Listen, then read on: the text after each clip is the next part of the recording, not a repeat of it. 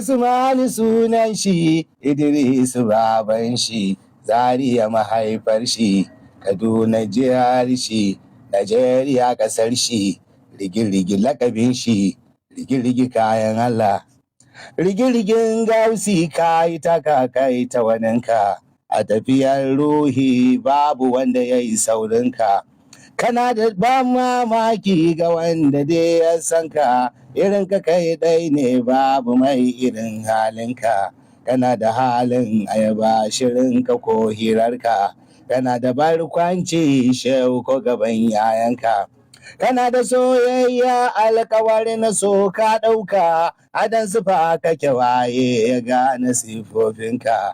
Na shehu Tijjani da shi kake ta harkokinka, karanka ya yi tsaiko ka je da shi ka ɗauka.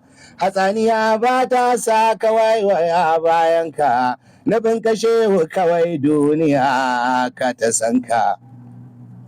Uba ga Tunisi zaki, uba ga Shehu Tijani, uba ga Inya siyasan maza da kai suka nuni. Yabanka ne na ya amma ciki na tara bayani, a halara ne kawai ya san matsayinka. Na Shehu Barhama da ka iso batu ya kare, batun wani gausin laitin azal ka kore. Wuce mu bi ka sadauki dukan isa ka tare, ganinka Allah da ganinsa ne ka sami ganinka. Yana da halin girma yana da san al'umma, yana da kishin Allah yau gare shi ya koma. Rugum rigi shehu ne ya yi malaima, batu da hujja waye ya kai ka ko ya fi ka.